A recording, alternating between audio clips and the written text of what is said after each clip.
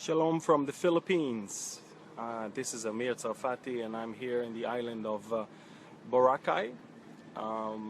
It's a small island, one of the nicest places in the Philippines. I'm here to speak in a church, and I'm also taking a few days of break in between several major speaking engagements. I spoke this past Sunday in Manila, and I'm going to be speaking after this coming Sunday in the largest church in Manila with nearly 30 to 40,000 people. In between, I have a lot of meetings with government officials, with some high-profile people, and I'm not, it's not about anything but to teach about current events, Bible prophecy, end times, and to seek people's salvation and people's getting right with the Lord. This is what it's all about. I'm not a government official. All of my meetings will be surrounding the Bible itself, which is the most amazing thing to see. Now, I'm here, and behind me is the Pacific Ocean. And as you probably heard, a couple days ago, there was the most powerful earthquake as of this year, 7.3 magnitude, deep, very deep in the ocean. Thank God nothing happened, no damage and no tsunami.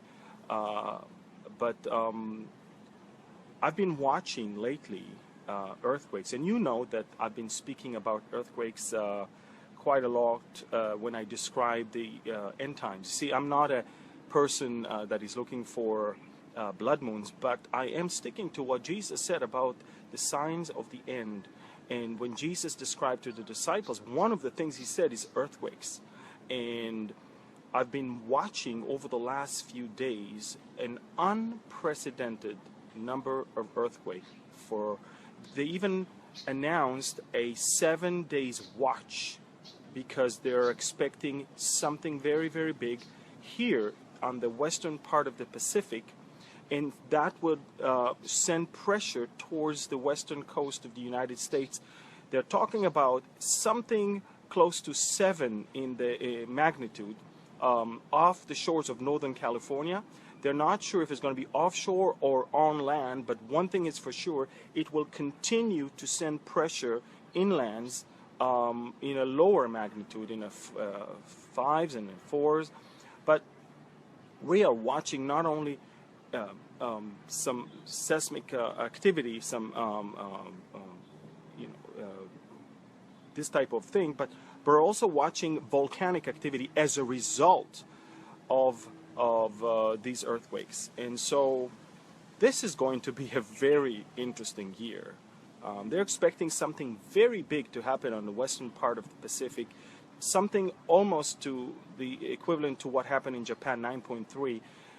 Unfortunately, in the same area of so many afflicted people by earthquakes, and I'm talking about Indonesia and that area. But I just want to mention that as part of a global pressure that is mounting, in almost every possible side and arena. Apart from what we see in the earthquakes and the movements of plates, we see political, we see financial, and we see spiritual pressure that is mounting. And we have to pay attention to all of these things.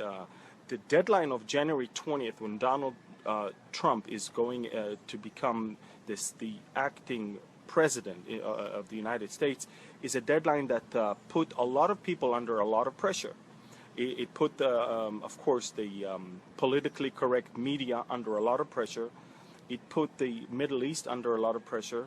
And it put the whole aspect of Jerusalem under a lot of pressure. It seems like the world is in a rush to set some things on stone and write them on stone before Trump is in the White House. It seems like this current administration is absolutely working relentlessly to somehow tie the hands of the coming president. And this is very troubling because, we're talking about the Paris conference that is about to convene in a couple of days, and we're talking about a United Nations Security Council special session that is about to be held regarding the Middle East on January 17th, 2 days later. And then, of course, January 20th, Donald Trump is inaugurated. So we're talking about the forces of evil are working so much extra hours right now to somehow work against the will of the people and against the will, and also, I believe, the will of God.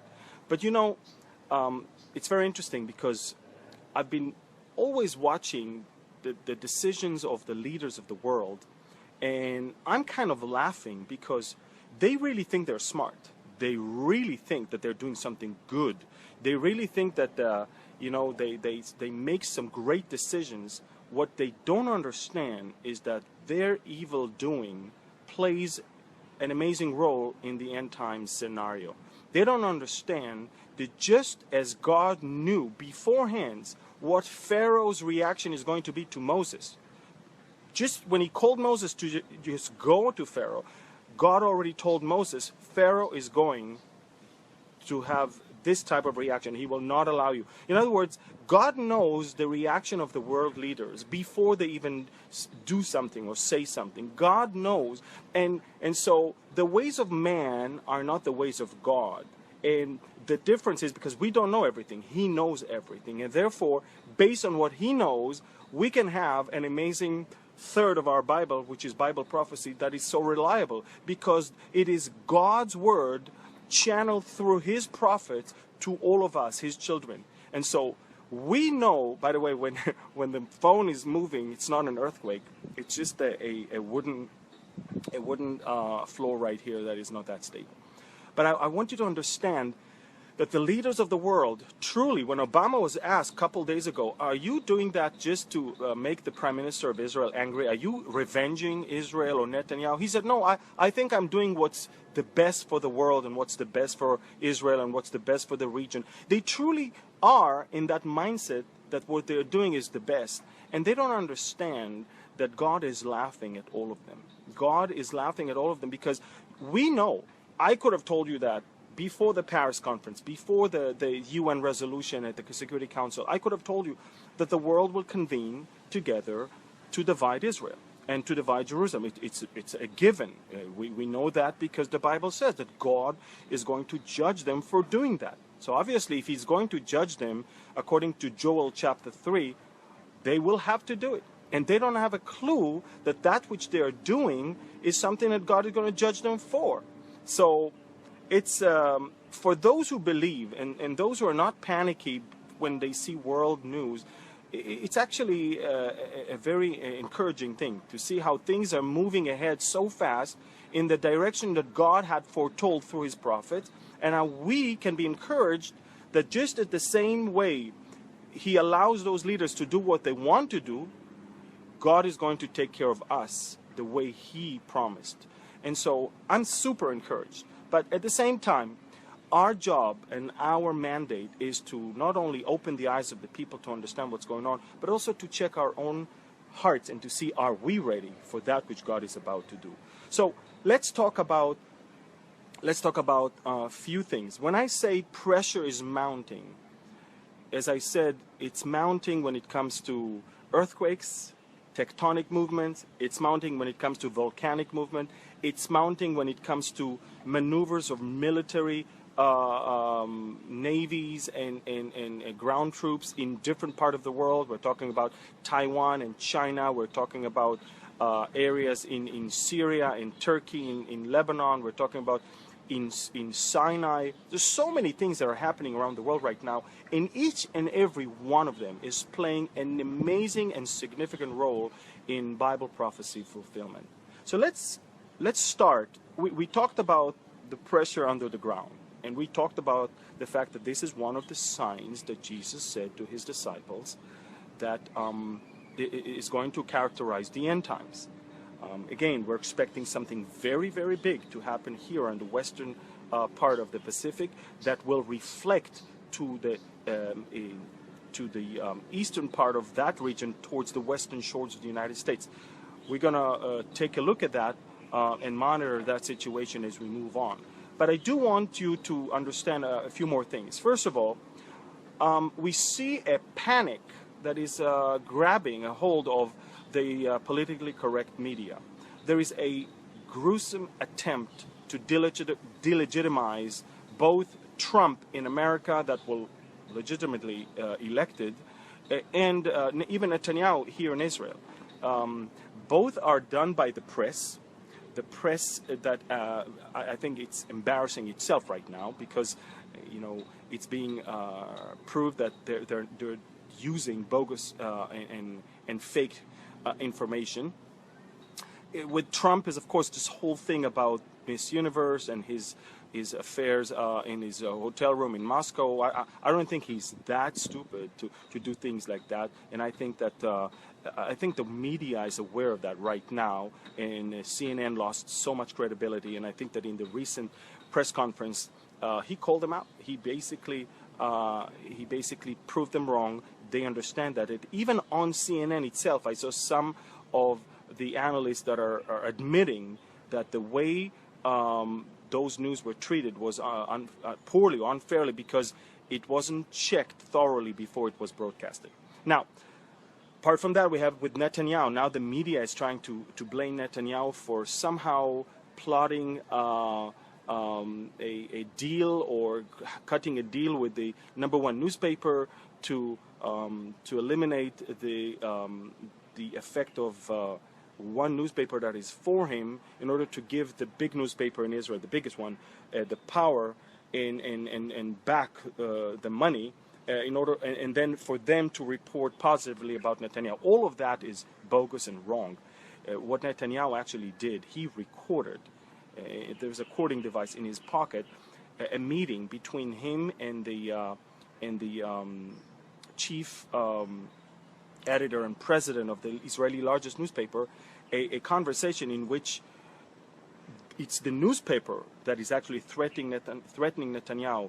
Either you pass a law to ban the newspaper that is for you, or we're going to go against you. And Netanyahu, of course, was afraid that the media and the police will have some sort of a cahoot, and therefore he didn't do anything with those recordings. Those recordings were found accidentally through a different police investigation in Netanyahu's chief of staff's house, and now everything surfaces, and the media is embarrassed. The media is embarrassed because those left-wing, liberal, politically correct media sources that always preach for clean hands and clean politics were actually those who are using the ugliest maneuvers to get the support.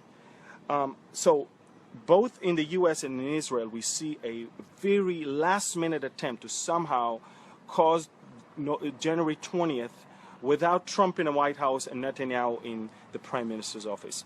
Quite amazing, isn't it? Then we move to what's going on in Syria. And you need to understand what's going on in Syria. It's amazing.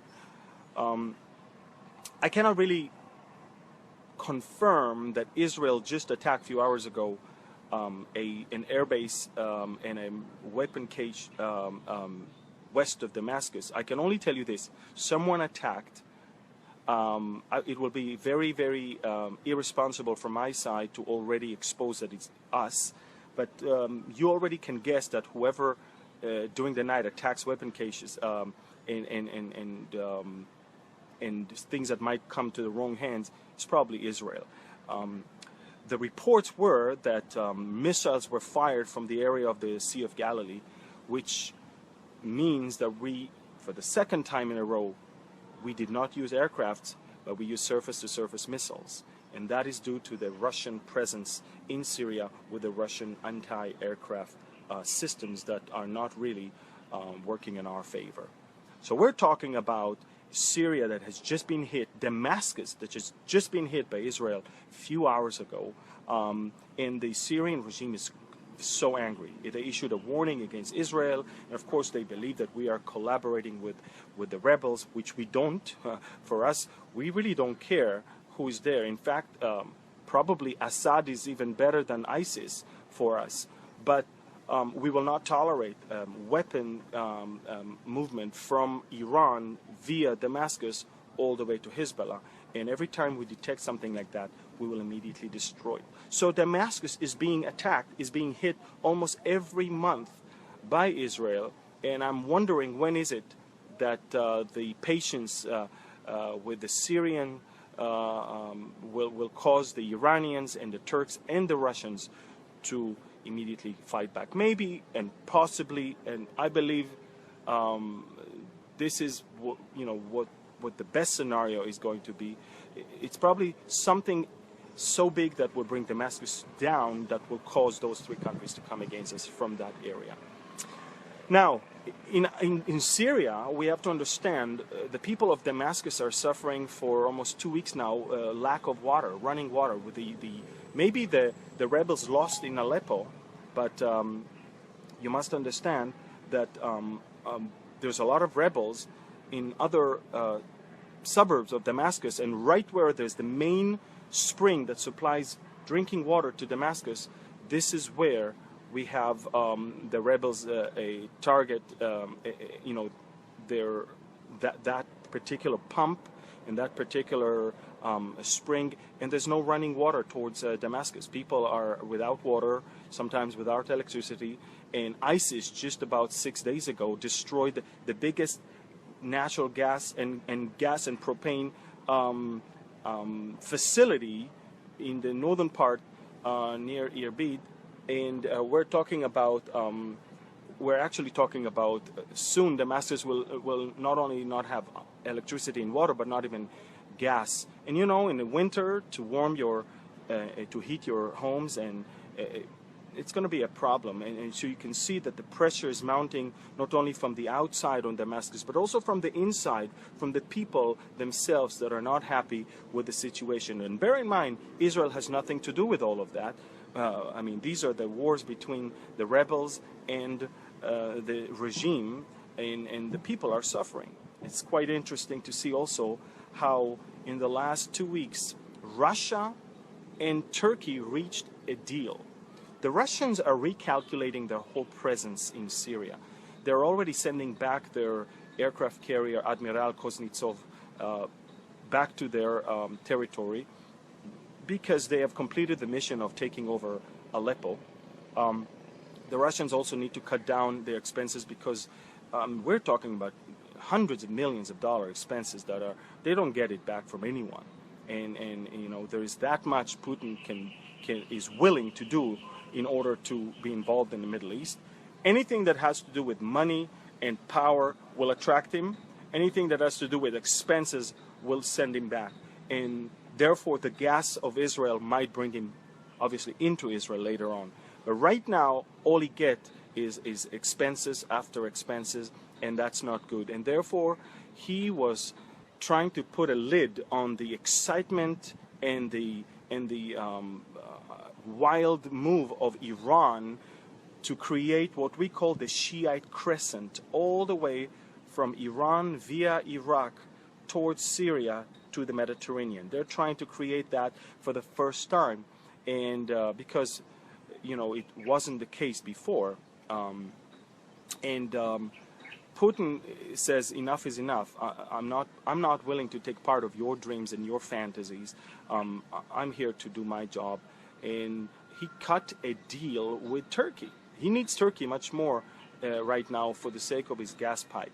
And therefore, the Turks, who are in a great need of some relief in Syria because of their internal problems, gladly jumped on the wagon.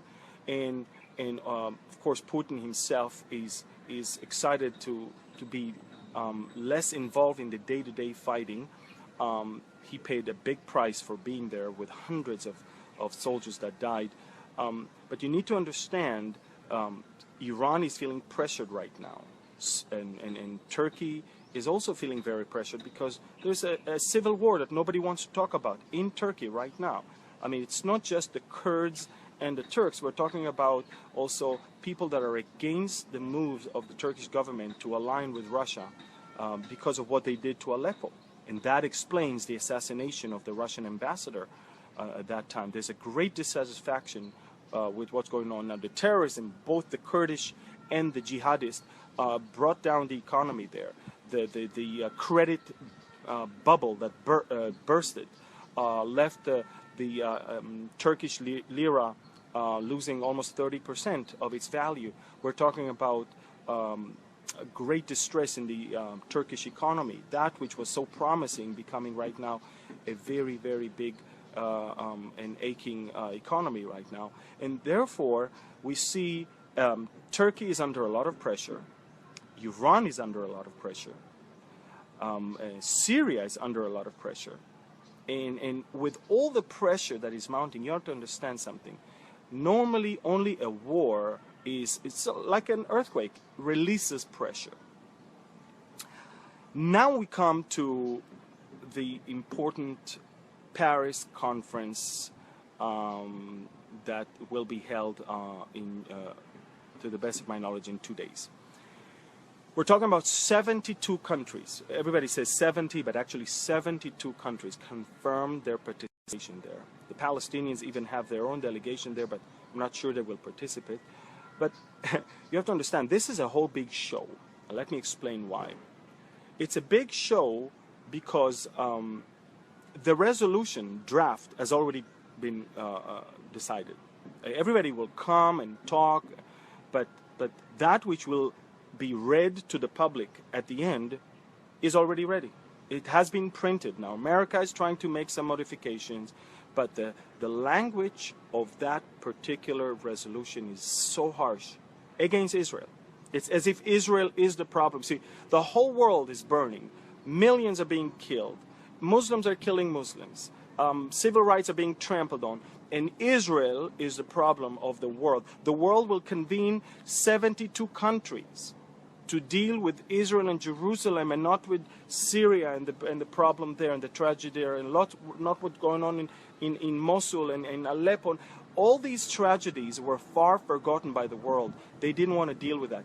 Even not that is going on in Europe right now. They're trying to hide it. But New Year's Eve, once again, fiasco all across Germany, where multiple cases of rape and sexual assault. We're talking about, they started selling anti-rape pants that women would actually wear. Can you imagine, in free Europe, in the 21st century, that's what people have to wear in order to avoid a rape, possible rape. What's going on in Europe is so amazing.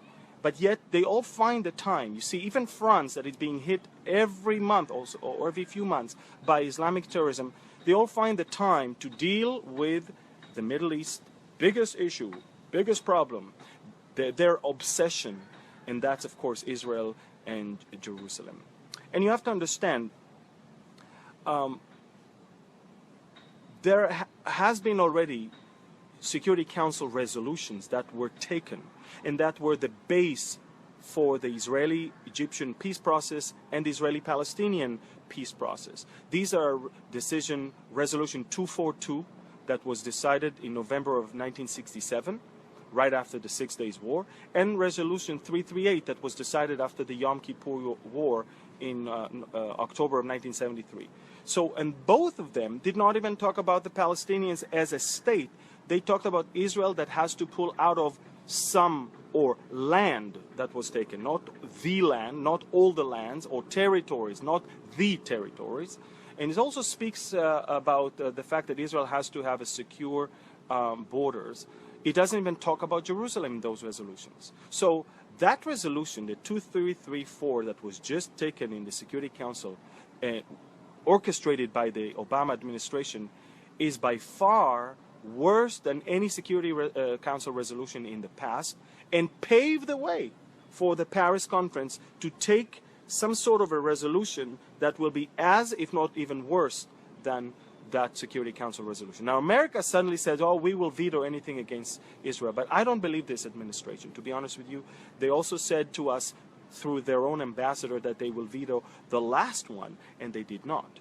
And since they did not do that, I'm not even sure what they're going to do now. Maybe that will be the last accord of Obama before he leaves office. I'm not sure. All I know is this. More than ever before in the history of Israel, Jerusalem is on the table right now. Because now, that which was kept out of Resolution 242 and 338 is on the table by Resolution 2334. And now the world demands that anything that was added or changed since June 4th, 1967, has to be reported to the United Nations on every 3 months. You understand, every house in Jerusalem, I'm not even talking about the West Bank or Golan Heights. I'm talking about Jerusalem, the capital of Israel. Every house has to be reported to the UN. This is ridiculous. We're coming to the boiling point right now. We're coming to the boiling point where Jerusalem indeed is becoming a cup of poison. And you know, there's no other city but Jerusalem where God says, I'm going to put my name upon this city. So I'm trying to tell you that their dealing with Jerusalem right now is going to cause them great headache and great damage. So let's summarize everything we talked about so far. We're talking about pressure mounting all around the world. We're talking about seismic pressure. We're talking about tectonic pressure that is resulting with major earthquakes and eruption of volcanoes like no other time before. And there's some people that are earthquake watchers that they don't sleep in the last few nights. They don't, because it's everywhere and it's all the time. It's amazing. We're talking about pressure when it comes to the Sunni Shiite crisis that is there. We're talking about ISIS not even being eliminated but becoming stronger. We're talking about Syria under a lot of pressure. Damascus has been hit by Israel just a few hours ago, and Damascus is without water, without electricity, and soon without gas. We're talking about Turkey's economy plunging, and Turkey is boiling with what we call civil war, that the West doesn't want to call civil war because the West is really trying to appease Erdogan.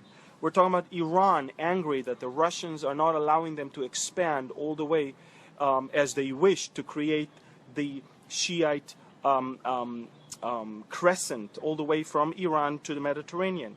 And we're talking about ongoing attempts, even in the United States, to block the Donald Trump from becoming the acting president of the United States. That pressure is building up. That pressure is mounting.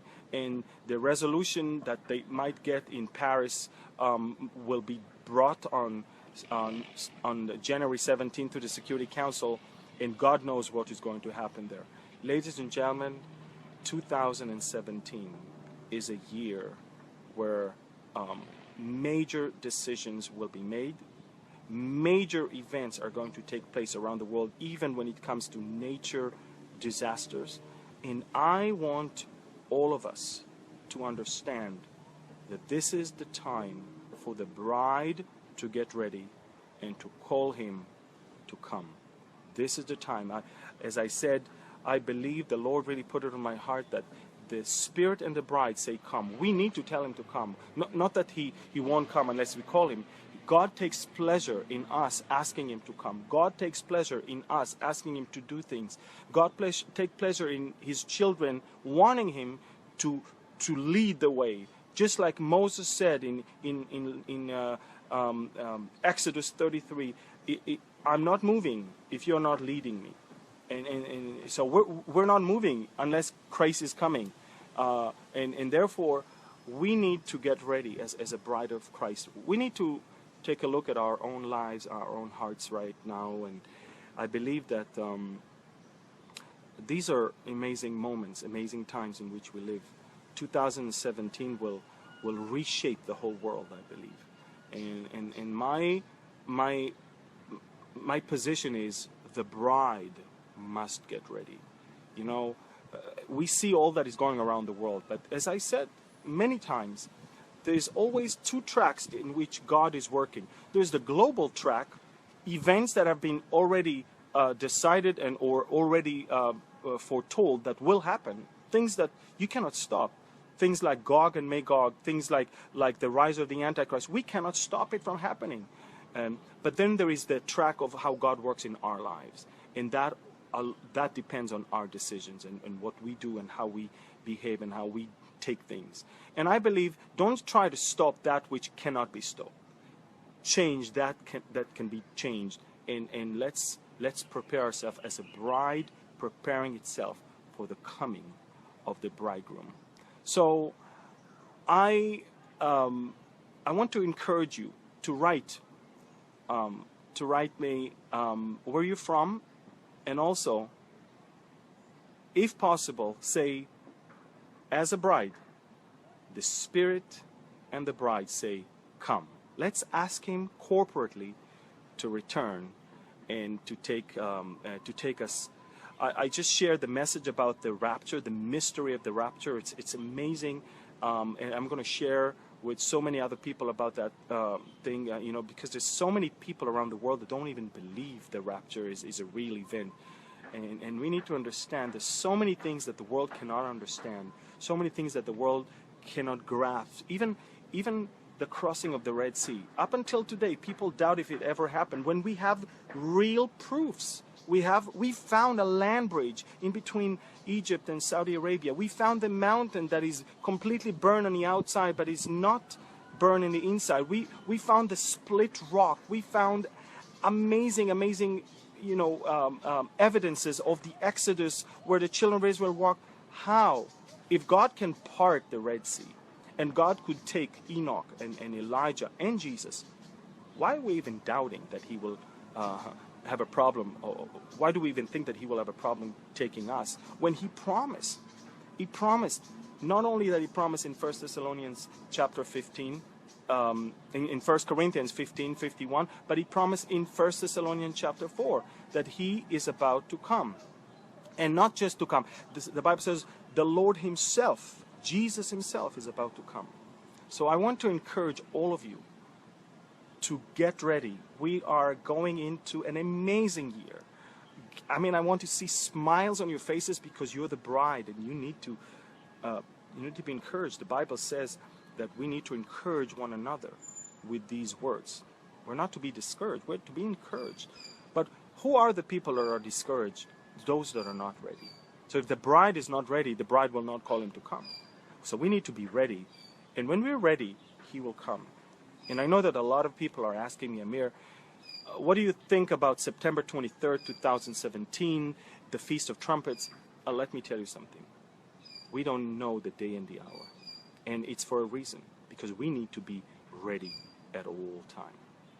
And I'm just sharing that because a lot of people say, well, just as God did or fulfilled all the festivals on the day prior, during the time of Jesus, why shouldn't He do it again at the same time? Well, I will tell you why. Because what we are going to see in the future is a different dimension. For example, many people believe that the second coming of Christ and the millennial kingdom, actually, the millennial kingdom is going to be the fulfillment of the Feast of Tabernacles, when the Lord will tabernacle with His people. Yes, but the Lord will tabernacle with His people for 1,000 years, and the Feast of Tabernacles only 8 days. So we see that with the Lord, 1 day is like 1,000 years like 1 day. And we don't need to take a certain day and make it, this is it. We need to be ready. That's why Paul, when he talked about the rapture, never mentioned a day, never mentioned a time, never mentioned a specific date. We must live as if it's going to happen in our very lifetime. It's extremely important. So I'm encouraged to see that a lot of you signed up for our weekly newsletter. Go to our website and just sign up. Many more people are registered or are subscribed on our YouTube channel. The reason why I'm saying that is I believe that in 2017, part of the enemy's attempt to stop the voice of people from alerting of the end times and calling people to change, the media, the social media is going to really somehow put a cap on the things that we can say on the pretext that it's fake news. I wonder who decides what's fake and what's real, because it's the media that is reporting fake news, not individuals. But I want you to understand that once you are subscribed on our YouTube channel, the Behold Israel channel, and once you get our weekly newsletter, and you can get it whether it's our Facebook page or through our website, you can get information even without having to rely on Facebook. And this is why it's important. I'm calling you, please get our newsletter and get subscribe on our YouTube channel, because everything I say here will eventually go on our YouTube channel, and this will maybe the only way for me to communicate with you in the near future. I'm excited about 2017. I'm invited to, as I said, 14 different countries. People are so ready to hear a message about the end times, not because of anything, but because they understand the times and the seasons in which we live. I believe that Bible prophecy is the greatest gift that God could have given to us today in such times of uncertainty, in such times of instability. We know what's going to happen. We know what's going to happen to the world and what's going to happen to us. And as the Bible said, therefore encourage one another with these words. So we see the preparation for Damascus's fall is already there, Isaiah 17. We see the nations that are coming against Israel in Ezekiel 38, they're already there. We see that the whole point of Jerusalem becoming a cup of poison, Zechariah 12 and Zechariah 14, is already there. We see that the signs of the end times, Matthew 24, Luke 21, about the earthquakes and all the other things, is already there. What else do we need? Everything is falling in place, not falling apart. And we need to take heed of those things. And we need to understand that we have an amazing source of information, and it's called the Bible. And the world wished that they knew in details what we know, and we don't even hide it. We are telling it to people. But let he who has the ears hear, and he who has the eyes see that which the Spirit is trying to show and say. So from the island of Boracay in the Philippines, I want to encourage all of you to stay strong and to lift your eyes up, get ready, and call him. Call him once you're ready. You don't want to call him when you're not ready. You need to get ready, and then you call the bridegroom to come. The Spirit and the bride say, come. Our YouTube channel is Behold Israel. Our website is beholdisrael.org. You can write us to info@beholdisrael.org. We have Instagram, one word, Behold Israel. In fact, if you go on the Instagram, you will see this studio that I'm actually broadcasting from right now. It's a pile of chairs and tables right here on this balcony. This is how I managed to improvise a studio for this Facebook Live. I love you all from the Philippines. Thank you for praying for my family. My son is feeling much better. The family is doing okay back home. I'm so excited about my ministry here in the Philippines. I'm excited also to get back home shortly. We have a very busy year, and we want to be found working in our Father's business when He comes to take us. Thank you. God bless you, and shalom from the Philippines.